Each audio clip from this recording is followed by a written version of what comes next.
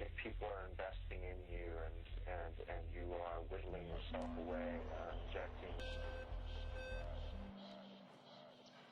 Another one got caught today. It's all over the papers. Teenager arrested in computer crime scandal. Hacker arrested after bank tampering. Damn kids. They're all alike. But the deal in your 3D psychology 1950s techno game ever take a look behind the eyes of the hacker? Did you ever wonder what made him tick? What forces shaped him? What may have molded him? I am a hacker. Enter my world. Mine is a world that begins with school. I'm smarter than most of the other kids. This crap they teach us bores me. Damn them, Achiever. They're all alike. And in junior high or high school, I've listened to teachers explain for the 15th time how to reduce a fraction. I understand it. No, Miss Smith, I didn't show my work, I did it in my head. Damn kid. Probably copied it. They're all alike. I made a discovery today. I found a computer. Wait a second. This is cool. It does what I want it to. If it makes a mistake, it's because I screwed it up. Not because it doesn't like me, or feels threatened by me, or thinks I'm a smartass, or doesn't like teaching and shouldn't be here. Damn kid. All we did is play games. They're all alike. And then it happened.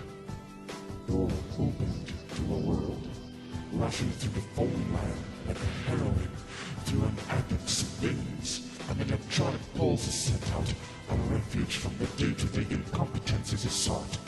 Where to stop? This is it. This is where I belong. I know everyone here, even if I've never met them, never talked to them, and never hear from them again. I know you all. Kid. Time at the phone up again. They're all alike. You bet your ass are all alike. We've been spoon-fed baby-footed school when we hunted for steak. The beats of meat that you did let slip through were rejuvenations. We've been dominated by sadists, ignored by the apathetic. The few that had something to teach us found us within pupils, but those few are like drops of water in the desert. This is our world now. The world of the electron and the switch. The beauty of the broad. We make use of a service already existing without paying for what could be dirt cheap if it wasn't run by profiteering gluttons, and you call us criminals. We explore and you call us criminals. We seek after knowledge and you call us criminals. We exist without skin or color, without nationality, without religious bias, and still you call us criminals? You build atomic bombs, you wage wars, you murder, you cheat and lie to us and try to make us believe it's for our own good. Yet, we're the criminals? Yes, I am a criminal. My crime is that of curiosity. My crime is that of judging people by what they say and think, not what they look like. My crime is that of outsmarting you, something that you will never forgive me for. I am a hacker, and this is my manifesto.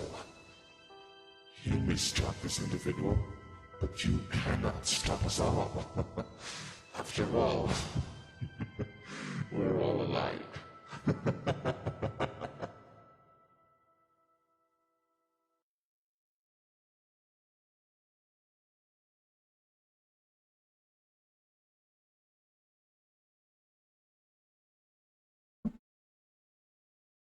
Alright, by this computer, I rule. This is the first and last episode I did. This is a rewrite. Basically, because my first episode became my number 2. Yeah, so this one, by this computer, I rule.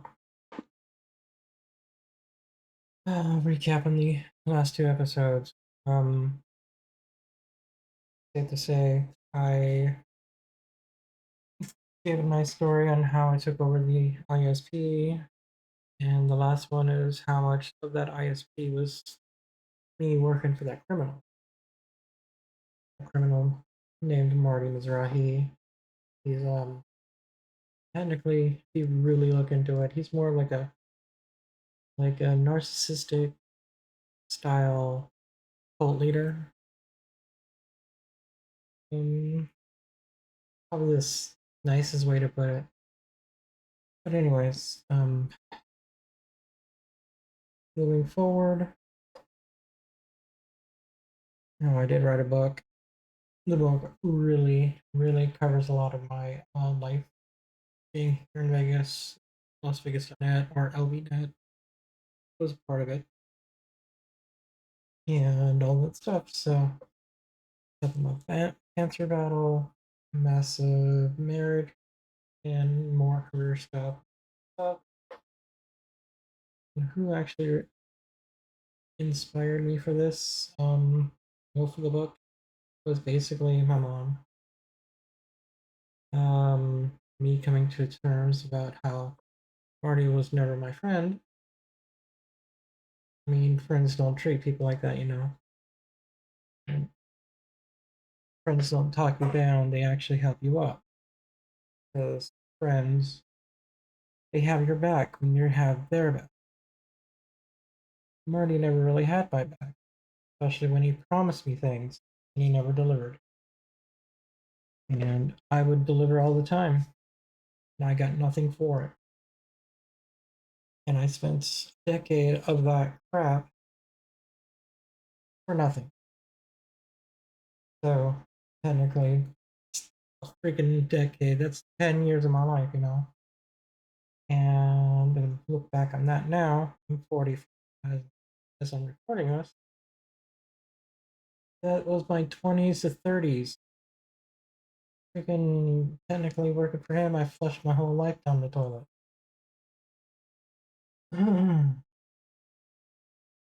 He was never really there to help me. He was there to criticize me, put me down, make me feel worse than a human being. That's the inspiration. That's why I'm here. This is why I'm making this.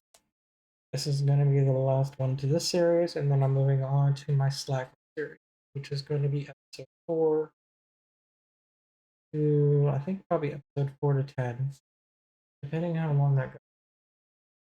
Now, that is going to be digging into everything I've learned with Slackware. I'm going to reteach it back to everyone else, starting from how I started with it, how I loved it, and how I use it basically on every other computer that I don't have to use Windows with.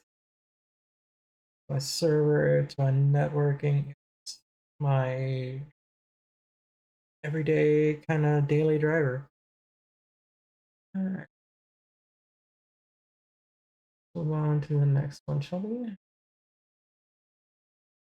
Oh, yeah, I just explained the rewrite, the whole rewrite process, because I did number 1, 2, and that ended up being 2 to 3, because, you know, the first one is like the person who hacked the internet, and the second one was basically working for the criminal. This is the by this computer I rule. So, all right, next one, the comic, the pirate, the hacker. Basically, that's how I've started out here. I know I have to keep hitting my tabs here. Part 2. How I wrote it all down was like this. The comic has started. The comic. It started out as me writing a book, a comic book in high school. You know, that inspired me to writing. All this stuff's putting me together. I started a comic book. And I started a D&D campaign, and had a few friends, you know, that actually I got into playing it with me at the time. You know, I was trying to really hone it down, but let's see. And then I wanted to jump into game development because I was deciding, you know, I'm making this custom D&D campaigns. Why don't I just make my own video game? Because I love video gaming. You know, freaking playing a lot of Super Nintendo games. N64 came out. The PlayStation 1 came out. You have all these 3D games like Cheeto Blade and Final Fantasy 7 that just came out. I want to make my own action RPG and make it epic, you know, and that's where I go that route. I want to do what they call the net for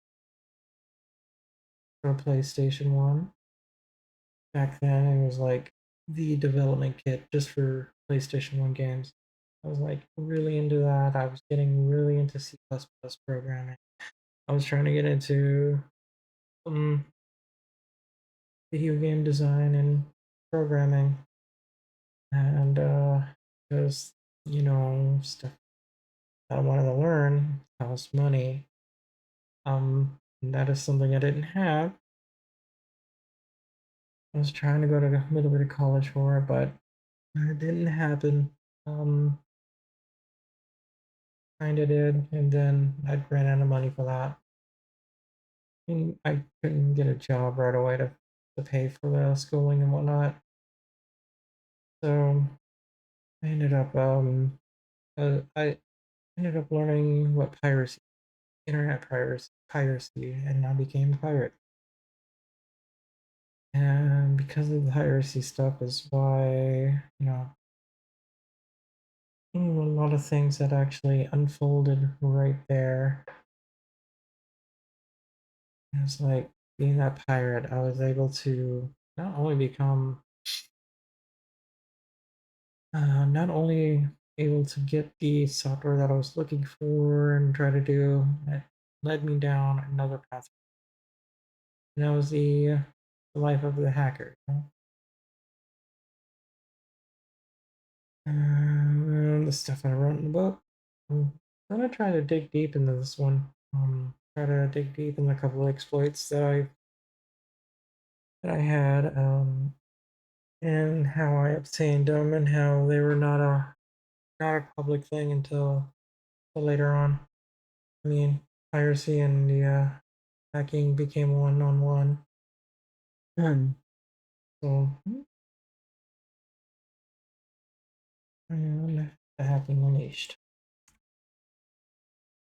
Part 3, hacking unleashed. So it led me down there.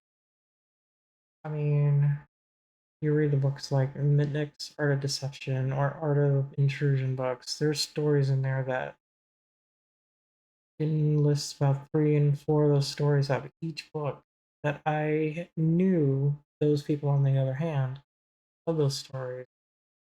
Um, their handles like really popped out because I'm like, whoa, and of course I have the freaking books in front of me. I didn't fully take that full list down, but if you read it and you look at the times that it all happened, and a lot of those names will actually drop here and there. And I knew this people. It's like that's what blows my mind is like, wow, out of all people, Kevin Mitnick, who lives in the freaking same town as I do, Las Vegas. And at the time, I was like, has written these books, and they have these stories in there, and these stories, they're like every time I read them, it's like I'm reading back in my past, and this is like what I'm trying to put down as part of my past, part of that story. So I guess that's more of another. I'm kind of like inspired in a way. Go to the first one. All right, so it was just like back in '99, 2000. The first freaking Qualcomm Q-Popper top 3, a remote Buffalo overload exploit. Before it got published on Bug Track and stuff like that, or an actual POC, it was actually back in those days.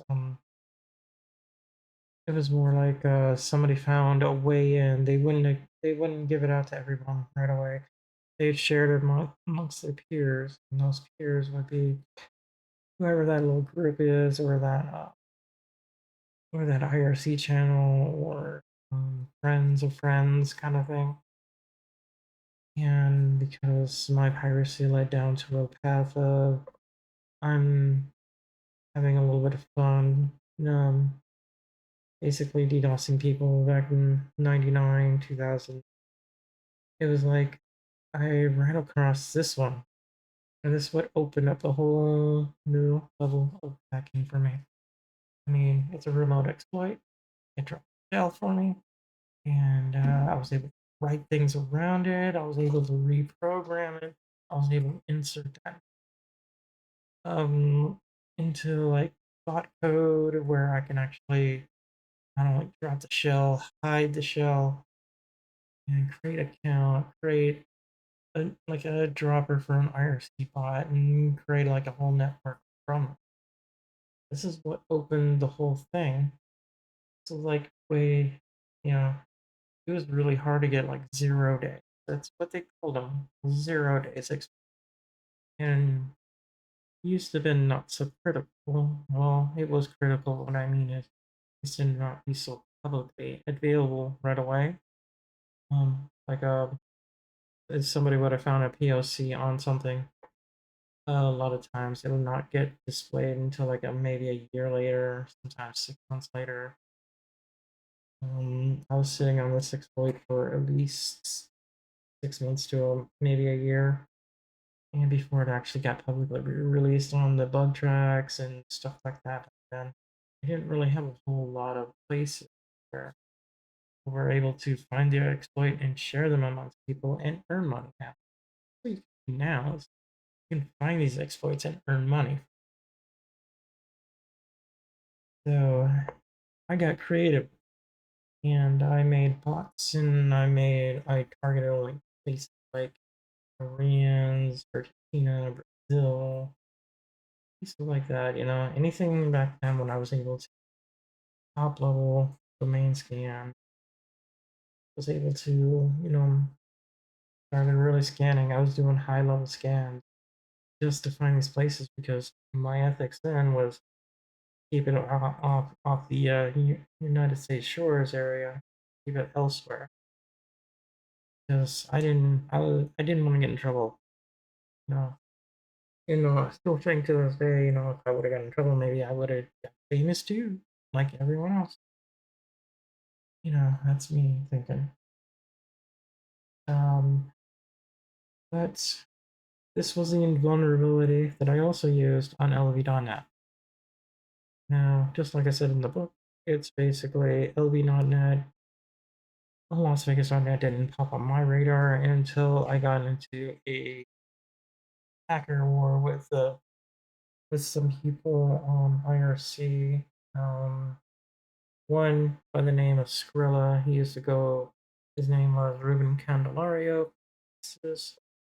He just recently. I mean, like 2 years ago, he was just in the news again for being a child porn peddler or something. I don't know. But he got busted back then because he tried hacking NASA. But just one day he came popping in on IRC with the host. I'm like, hold on, give me 5 minutes. And I got right on in because he didn't patch the queue popper problem. He might have got in elsewhere, but I still got in and I still did my things inside the LVNet and did my thing and moved on. Um, but, but because of that, I was able to, because of that, my first exploit right there, my first remote exploit. And let's see. Let's if I can just open this up real quick and click.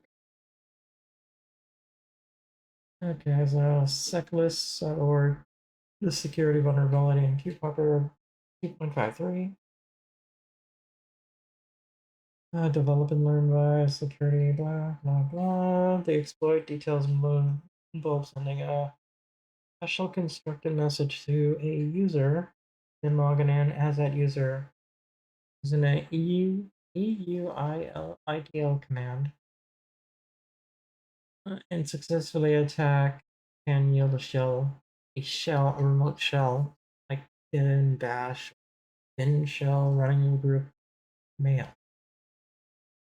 But because this is Red Hat 6.0, mail is also a root user. Gonna remember that. And it requires the ability to log in as a user. You can actually remote in as a user. You can put yourself as root. You can do shell. You can modify the UID and GUID of mail. Probably another way of doing it. And of course, it's all logged, but if you go in there, you can unlog yourself. So yeah, you can delete those entries, no problem. The current release version is 3.02 at the time, which recommended that they upgrade to that. But this came out of the box with 6.0 with Qualcomm, QPopper. That's how it rolled. And there's this huge exploit. All their little exploit code. But basically, you send a command through the mail of POP3 on the POP3 protocol. You're sending that, what was it, EU IDL command. And on top of that, you're throwing like a shell code in between it. That shell code tells it to return a shell, and then you get your remote shell. And it didn't work in a lot of systems, but the best one was Red Hat. And that was the fun part about it. And Egg Drop was like a Linux typical PCL PK bot written that you could actually run from the command line and set up and write scripts and insert scripts and do some fancy stuff with that.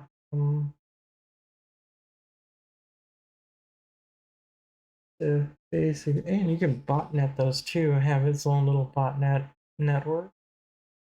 But I also had, because I was kind of lazy, I didn't want to always telnet and stuff. Sage into it back then. So I'd actually have them join a special IRC channel, and the fun began from there. But because of scripting and everything else, I actually got into MIRC scripting for Windows. And that's when, like, if you can find it, I can't find it anymore. There's like my released MIRC script called Calbot. Calbot 1.0, and I think on CD I might have 2.0 somewhere. If I can ever read this again. Yeah. Let's see. So that's my the Qualcomm QPopper POP3 exploit. That was my first. That was a fun one. It was my first. I learned a lot from it. Amazing. Then the next one dropped, which was the SSH nuke 0 day. Basically, if you watch The Matrix Part 2, you would understand that they use SSH nuke, an actual exploit at the time, which pretty much sends another remote shell. Let's see if I can remember security focus. This is an archive one.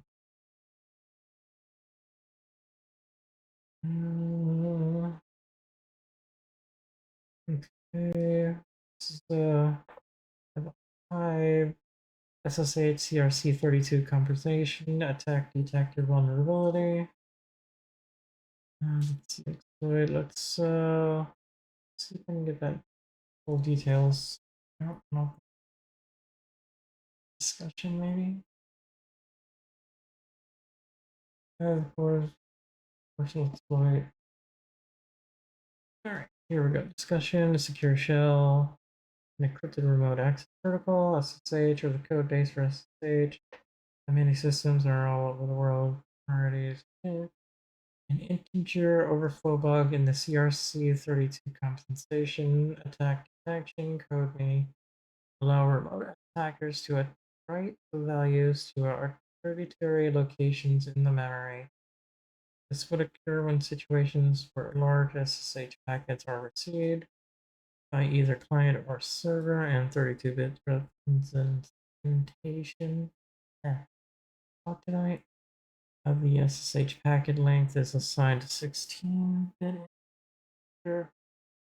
Difference in the data representation, wrapping, whatever. In these situations will cause the 16-bit variable to be assigned to 0 or a really low value. As a result, the feature calls malloc as well as an index used to reference the locations in memory can be corrupted by the attacker. This would occur in the matter that the exploited can write numerical values to almost arbitrary locations in the memory.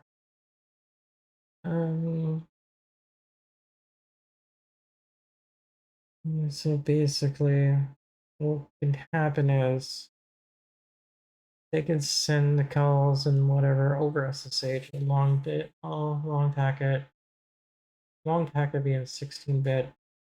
It looks like they try to represent it as a 32-bit, but it's actually 16, and they corrupt the data. And because of that, you can actually drop something. You can actually drop something within that memory to where it drops an SSH shell. And normally that's always root. If that, hopefully that explains a little more. So that's that one was that's second big one. That's second big. What I've done with this one was got more hosts. I didn't do anything on LV.net at the time because I was starting to work with them already. So I was still skimming around for different hosts and whatnot,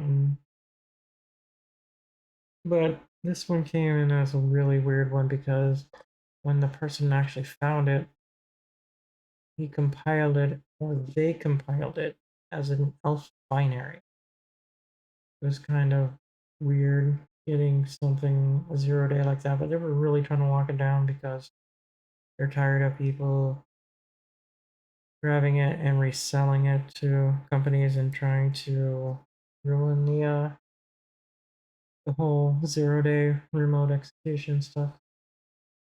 Basically, without letting everybody know, hey, we found the exploit, and instead of sharing it with everybody, they were trying to keep it silent. Kind of unethical. That's how a lot of things went back then. Back then, it was like 99, 2000, kind of like an all-out war kind of thing. And like you got people trying to find 0 days so they can make their own little botnets and distribute DDoS systems and ready to take down each other. Find whatever they can find and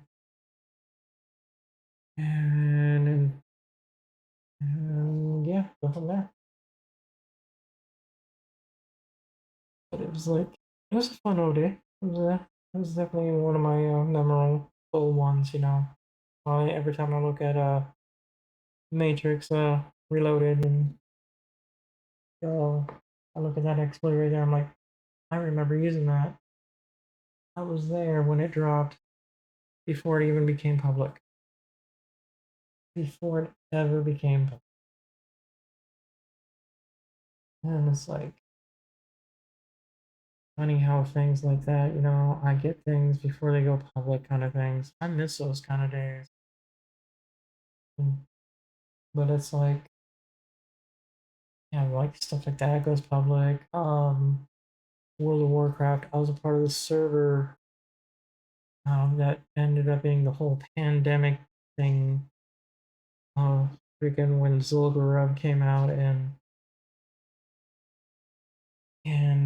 our freaking team decided to, our freaking raid group was all together. We're actually doing it. And what happened was the hunters in the team, basically we were all like getting them to say, call your pets away as soon as they get infected. We're going to use them later. And they all did it. So, and of course, later on, we all went to freaking the Horde capital city and we started unleashing our freaking pets everywhere and watching. Basically, the server just freaking crashed after that because it was just an endless pandemic going. Everyone dying so quickly. Every NPC dying because of the freaking infection. It was insane. But yeah, that was like stuff like that. Stuff you find you don't tell anybody, but then somebody ends up telling somebody. So yeah, this day and age, when I find something, I ethically report it. So I've learned a lot from all that. Especially since nowadays you can get paid for doing that. So I think because of this time back then is what it inspires places like HackerOne and stuff like that to do bug bounties instead of bug bounties being underground, and well, they still do exist, but probably a lot more darker than it used to be. I never really looked into it, but think about it deep. Back then, this was all fun and games. Nowadays, like, it's more of a rush between good versus evil. You got people this already looking for that so they can do harm on people. You have the other people trying to make money. They're also preventing people from that doing stuff like that. So it's a then this became a huge different thing than it used to be. For some people, it still is probably fun and games, but in the end, it's not. So our next slide, the end of the exploit. Basically, I'm like going ahead of my own slide here. Let's see what happens when I keep going on a tangent. But at the end of so okay, let's go on the end of that. Here's another part of that. Till the end. So I was employed by LV.net. I was getting tired of that, and it's like, let's see, 9/11 happened. Because I was being more of a being a like a pirate host at this point. We're a 0 day dropper for piracy and whatnot. So I was working with groups like Razer 911. I was working with AVAC. I think her name was Stacy, if I remember. It's been such a long time. Somebody else I also met from Maps and Games on Delnet at the time. But yeah, Razer 911. Up until Operation Fucking Airdropped in 2002. That is when I actually lost a lot of ODay access even to wares and stuff like that. And I still had access to certain private areas. I probably pissed them off though because once I got sick with cancer, I stopped talking to people and stopped responding. People wanted their hard drives back, and I'm like, don't have them anymore. All right, so moving on. Meet the other hackers that I've met at Las Vegas.net, huh? let's go with Trickster. Basically, CJ Sattler, he's the owner of LV.net. But he's also the person I hacked too, so he's a lazy admin. He always has been. Not a really good network admin either. But if it wasn't for him, I wouldn't have dug into what he was doing with war driving. I he got those new equipment from Landwaves. He was trying to do wireless internet back in 2002, and so he invited me with his friends to go war driving with some Yagis and go around neighborhoods and basically take over their Wi-Fi networks because they were wide open. They had no signal. So, so we get to vandalize a bunch of Wi-Fi networks in the neighborhood, which we thought was funny. But after that, it was like, oh, you know what? That's cool. And but then I was like, I got to start playing around with a little bit of back in the early encryptions too back then. A little couple of years later, but I didn't have access to laptops and whatnot because nobody would give me any or let me have any. I couldn't afford nothing back then. I was working for Marty for free, and this is like 2 years into it now. I'm being paid with a credit card that I'm very unsure if I'm gonna eat tonight or not. Kind of shit. So, but yeah, he had his moments, so he did. Next, wish I had like a clicker. Another one I met was in 2000, 2002 was Mr. Email. He just recently passed away, which is very sad. He's really cool, very inspiration for. He's a hacker for sure, and he is known for major spamming back in the day. But this guy was really elite. He was really cool. He was awesome. He's a gearhead, but he also was very privacy. Um, is it privacy? He was extremely pro privacy and pro freedom. So yeah, from what I gathered from him, he was Marty's childhood friend, which ended soon as he became a part of the FBI raid with. He showed up like the same moment as I did, and we were both going, "What the fuck?" And we both, as soon as the FBI came in, we were the only two that stayed right there as they rolled in and dropped around as they said, because we didn't know what the fuck was going on. And he's already freaking out because he's feeling privacy related and he wants freedom and never wanted his fingerprints touched by the FBI. But what was really cool is he was one of the very few people that actually came to visit me every other day at the hospital when I was sick with cancer. Um, he really tried to really help me out when I needed help. He Yeah, he was like a really good friend who kind of like treated each other like family. So it was really sad to hear him passing on 1/5/2024. Really, he stopped contact with Marty since then. Me and him been friends since then. So basically, he lost Marty as a friend, but he gained me as a brother. He's my brother from another mother. And yeah, he knew that I was doing what I was doing. So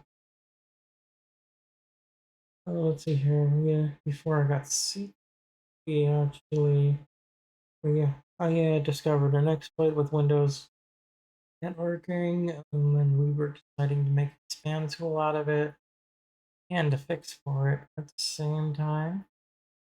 Then I got sick, I couldn't finish writing it, and probably could have made a little bit of money from that because that's how he basically puts it down is like you find something, you jump on it really quick, and you make it out there before anybody else does.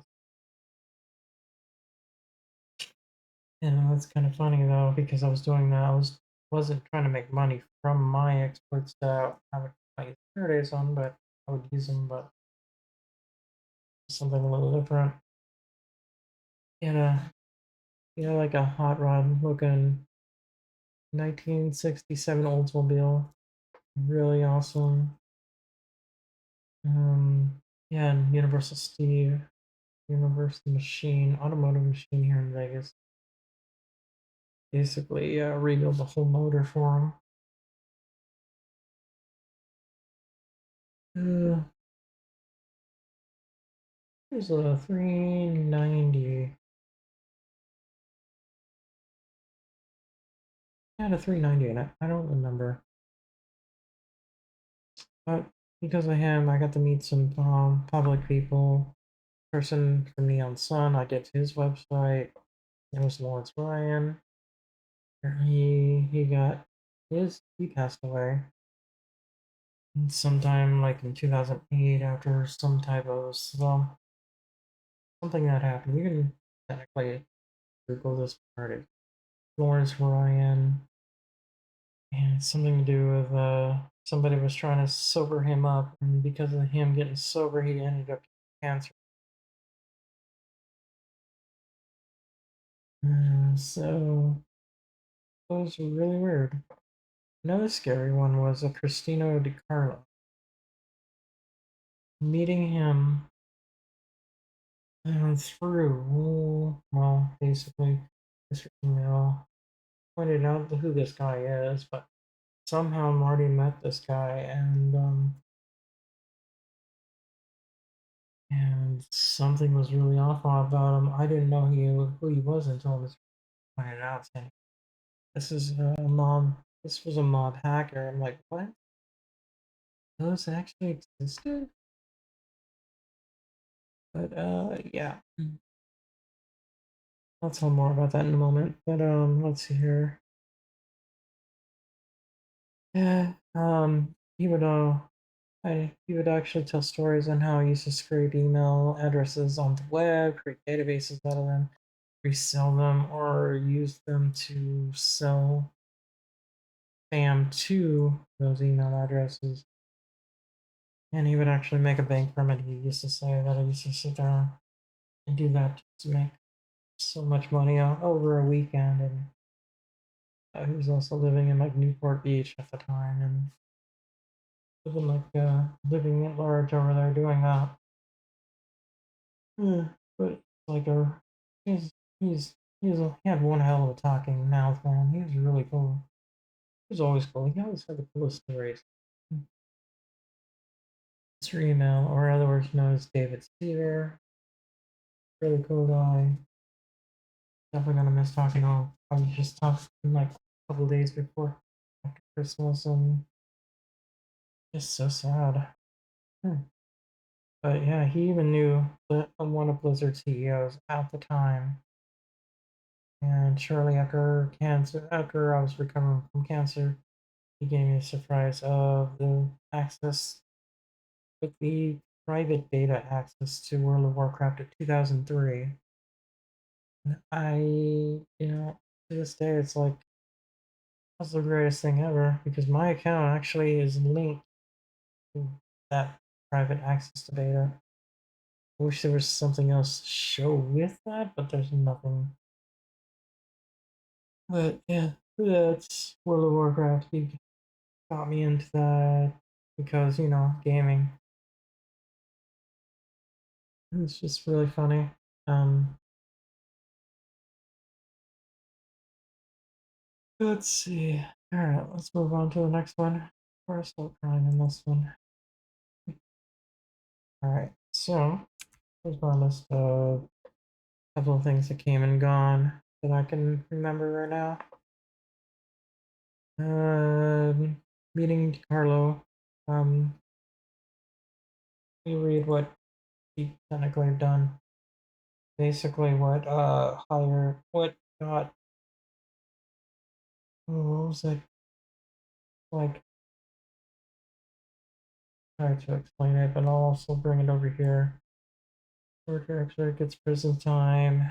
So I just came out of prison in 2004 and somehow got involved with Marty. His name is Cristiano DiCarlo. Indicted with that because they were hacking basically telecom system, but they were doing it just so they can. What was it? What did they do again? Ripley, reputed torture expert from Florida, sentenced 3.5 years. Because he would take over all alcohol entertainment industry in Las Vegas for extortion. This was one of the guys.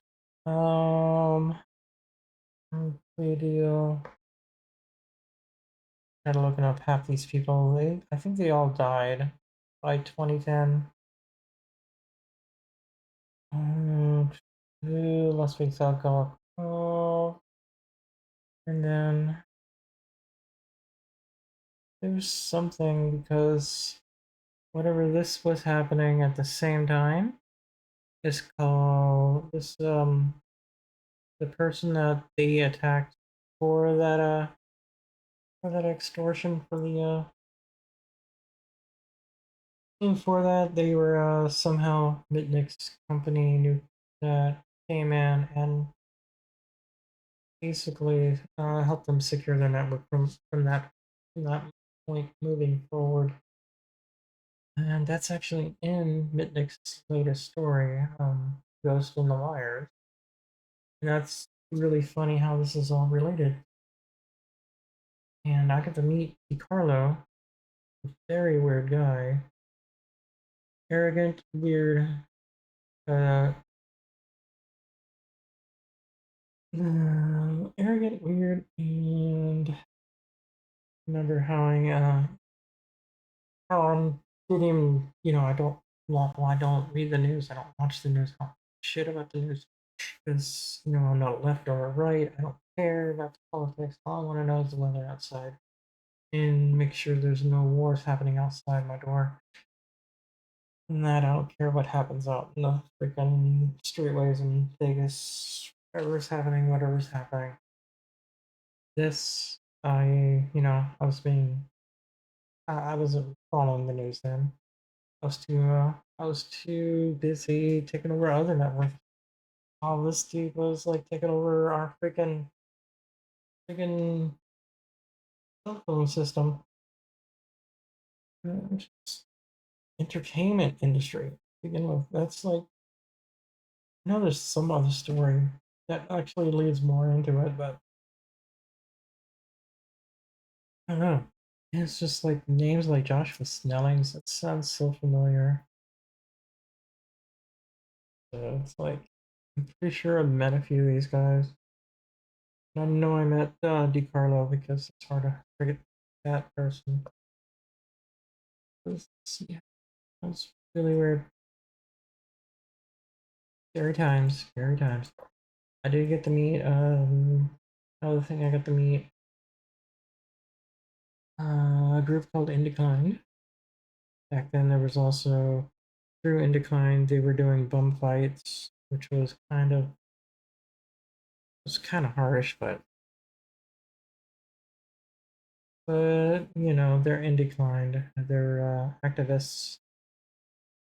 Or hacktivists. I don't know what they really call themselves, but they go around. They technically do a lot of deface, but they're doing activism. Activists. They are activists with using their defacing. So they're not defacing like they're saying they're a gang or anything. They're just defacing the show. What's really happening, kind of thing. Yeah, that's what I'm trying to get at. And there's people who actually truly hate Marty that I've met through Marty. While I was working at LVNet, got Elon Servan, who was a plumber. Marty fucked him over. Somehow I befriended him, but he was more very, very weird and controlling guy. Guess all he ever needed was a hug. That is, very weird guy. Very, very weird. And then you have this. I don't know. I think a lot of people like he's actually angered and they'll never really work for him again or deal with him again or anything like that. Can't think of names off the top of my head, but I know I met a lot of people like that. All right, so there's a lot of people that come and go. And so the conclusion and the end. So my conclusion is, I'm like rethinking, the whole situation with Marty and back then he had ties with the mob. I'm like, how does he meet people like Carlo who just barely got out of prison? All of a sudden he's hanging around Marty. They look like they're about ready to maybe server rent and stuff like that. Stuff like it almost sounds like Marty was selling him on something, and I don't know. It's so many speculations right there. Won't put my finger on it, but it sounds too good right there to really say it can't be, because this is really starting to lead it down. I mean, how it is after the FBI raid and all that, so it's like don't know. In that FBI raid, that was a lot, and that's a lot of Goombas that were in there. They were mob-looking people. You know, maybe like you would see in the Sopranos kind of thing. Real life Sopranos people just marching around and being really bossy and assholey and fucking get the fuck out of my face kind of shit kind of people and like, oh dude, and yeah, stuff I never wanted to be around. I never liked it. I never wanted to be a part of it. Them. I never even dreamed to be around any of them kind of people, nor do I ever wanted to be a part of them. I want nothing to do with that, any of that, ever. I mean, one of my dreams was going into the Air Force and flying planes. I rather fly planes because I like science and aerodynamics and aeroscience and